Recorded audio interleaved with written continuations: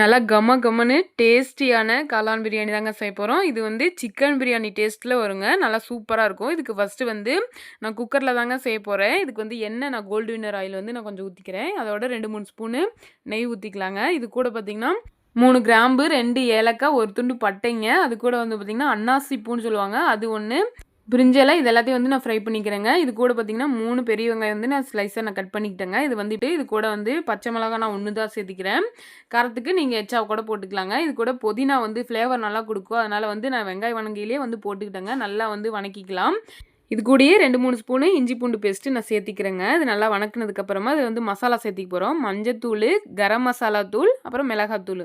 கொஞ்சமாக கலருக்காக நம்ம வந்து காஷ்மீரி மிளகாத்தூள் போட்டுக்கிறோங்க. நல்லா அதை வந்து நம்ம வணக்கிக்கலாம். கொஞ்ச நேரம் அப்படியே விட்டுலாங்க. நல்லா பச்சை வாசம் போகிற அளவுக்கு. இதில் வந்து நான் தக்காளி வந்து ஒரு 3, 4 தக்காளி வந்து நான் அரைச்சிக்கிறேங்க. நான் அப்படியே வந்து கட் பண்ணி போடல. அரைச்சோம்னா நல்லா கொஞ்சம் கிரேவியாட்டம் நல்லாயிருக்கும்.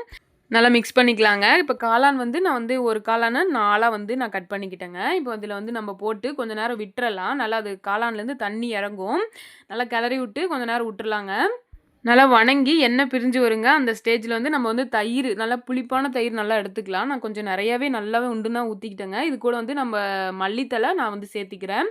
இது நல்லா பெரட்டி விட்டுட்டு நல்லா வந்து கொதி வந்ததுக்கப்புறமா இதுக்கான அரிசி வந்து பார்த்திங்கன்னா இது வந்து கோலா அரிசிங்க. இது நம்ம ஊரில் எப்படி பேருன்னு தெரில. இங்கே வந்து நிறைய வகையான அரிசிலாம் இருக்குது. இந்த சாப்பாட்டுக்குன்னு இதுன்னு ஒன்று இருக்குங்க.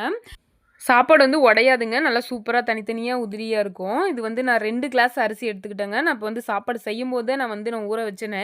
தண்ணி மெஷர்மெண்ட் பார்த்தீங்கன்னா 1 கிளாஸ் அரிசிக்கு 1½ கிளாஸ் தண்ணி ஊற்றிக்கணுங்க. இது வந்து நான் ஊற்றி வச்சுட்டு இதுக்கான தேவையான உப்பு எல்லாமே பார்த்துட்டு குக்கர் மூடி வச்சுட்டுங்க. ஒரு 2 விசில் விட்டு எடுத்து சாப்பிட்டு பார்த்தா அவ்வளோ டேஸ்ட்டாக இருந்ததுங்க. கண்டிப்பாக அதை வந்து ட்ரை பண்ணி பாருங்கள். இந்த வீடியோ பிடிச்சிருந்தா மறக்காமல் லைக் அண்ட் ஷேர் பண்ணுங்கள். மறக்காமல் சப்ஸ்கிரைப் பண்ணிடுங்க. சரிங்க, நம்ம நாளைக்கு ஒரு வீடியோவில் பார்க்கலாங்களா?